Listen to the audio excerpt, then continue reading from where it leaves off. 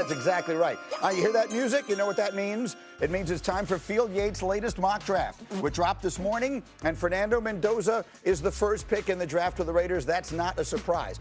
Then there's a bunch of defense. The next offensive player isn't taken until number 6, with Ohio State receiver Carnell Tate going to the Browns. What you do not see on your screen is the name Ty Simpson, the Alabama quarterback who yesterday our Dan Orlovsky said he thinks is every bit as good, if not better, a prospect than Fernando Mendoza. Field has him going number 26 to the Cardinals in a projected trade. We have the man who invented the draft, Mel Kiper Jr. We got Tim Hasselbeck, and we've got young Fielding with us. Field, why so late? I've been hearing and sort of sensing Ty Simpson climbing a little bit through this process. You have him a little later than I was expecting. Why?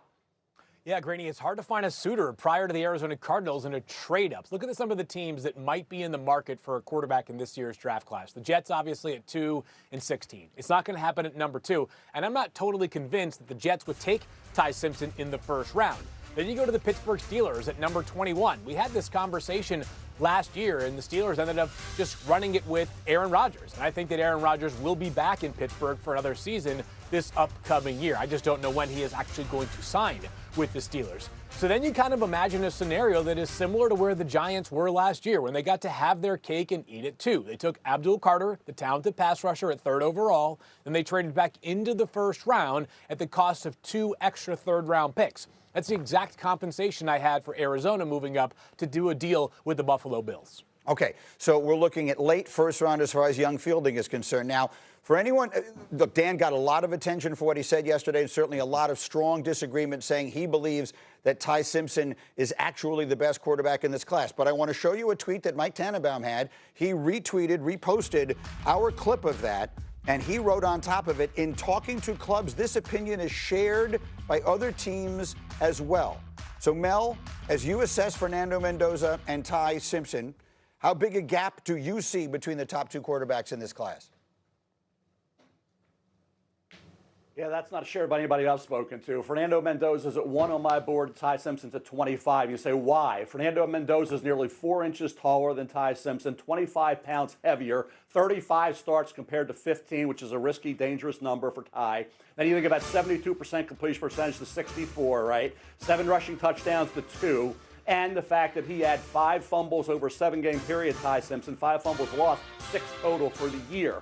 Ty Simpson, only 1 year as a starter. Fernando Mendoza started at Cal, right? He was at 69% in 2024, but he was sacked a lot. He cut that sack total down dramatically by going back and playing another year in college and moving on to Indiana. I will say for Ty, he didn't have the offensive line that Mendoza had, didn't have the receivers catching the ball on a regular basis, didn't have 2 excellent running backs as well to balance things out. So for Fernando Mendoza, he had some advantages there. But overall, all the check marks that you go across the board go to Mendoza over Simpson. Tim Hasselbeck, how do you see it?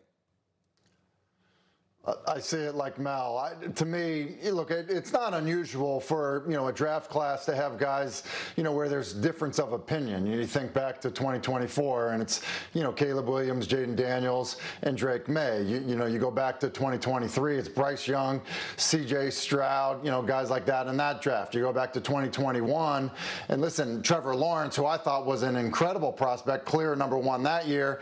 You had people talking about Zach Wilson, Trey Lance even. Will Levis, was talked about as a first rounder in that draft. And so I think that, it's not unusual to have, kind of beauty in the eye of the beholder when you start talking about quarterbacks.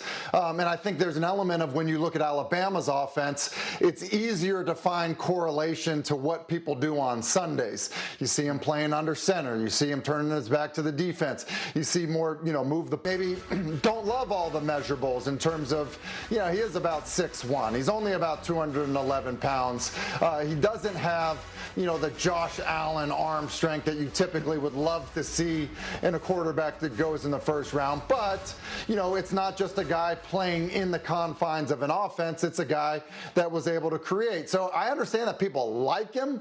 But to me, I fall much more in line with what Mel is saying in terms of, the type of prospect he is. I think he's checking way more box. He's bigger. The sample sample size is better, how developed he is as a passer, the production in college, and how he projects is better. So I look at it that way, and it seems like in nearly every single area, Mendoza appears to be the better prospect. Mel, if Ty Simpson was 6'3", what would this conversation be?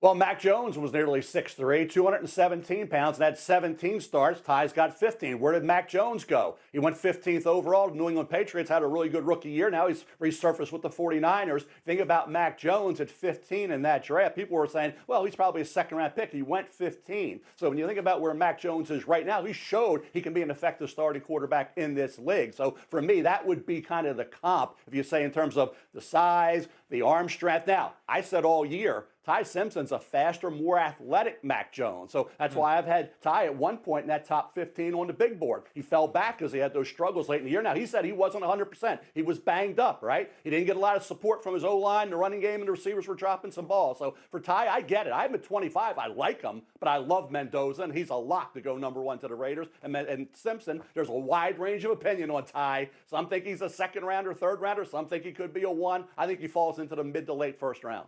All right, because I'm up against the bottom of an hour, here's what I'm going to do. I'm ripping up whatever we were planning on doing later. We're coming back to this. All three of you stay right where you are. We are coming back to this conversation later. To the NFL, 30 days out from the draft.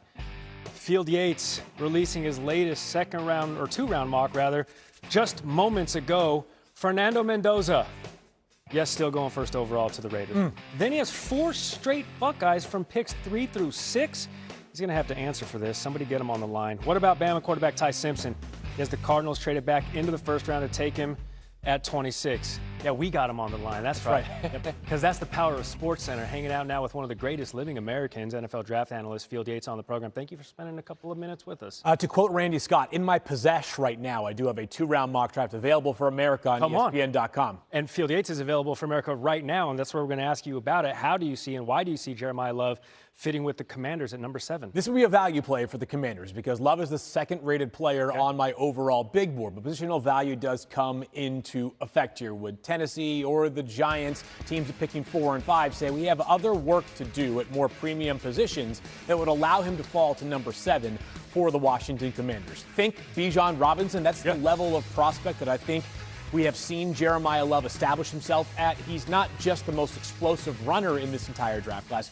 He's the best pass-catching running back as well, and it's not close. He could instantly change the way that this Washington offense plays in 2026. And while this team is picking 7, they had a difficult season this past year, we're a season removed from them playing in the NFC Championship game, a team that has optimism, and I think it's well-rooted, that they can get back into the playoffs as soon as this upcoming season. To me, would be a natural fit for a running back to go in the top 10. Notre Dame's Pro Day is today. Adding Love would actually only bolster the Commanders, who had a down year, but their run game ranked 4th in the NFL in yards per game last season. Let's stay in the backfield with quarterbacks.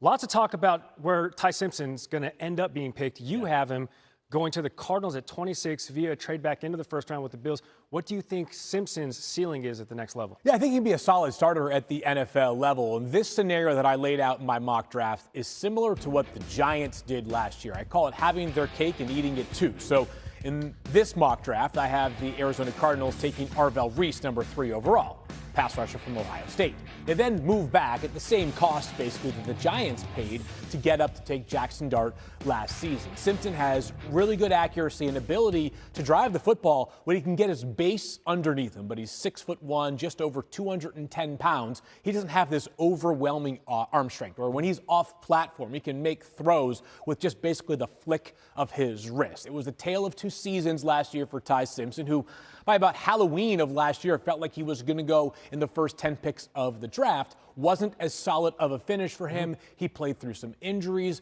Offensively, Alabama a little bit less consistent last year than we expected them to be based off the first 2 months of the season. But I do think somewhere in round 1, you hear Ty Simpson's name called. The biggest challenge right now is finding suitors beyond, of course, the Raiders at number 1. We have teams like the Jets, we have the Browns, we have the Steelers, we have the Arizona Cardinals as quarterback needy teams. The question is just placing Ty in the right range. His pro day is tomorrow. Field Yates, you are going to be there. You're taking the private jet. Yes. Down to Bama. That is exactly correct. Did you break that news? I did, yep. The 2-round mock, I've already said enough. The 2-round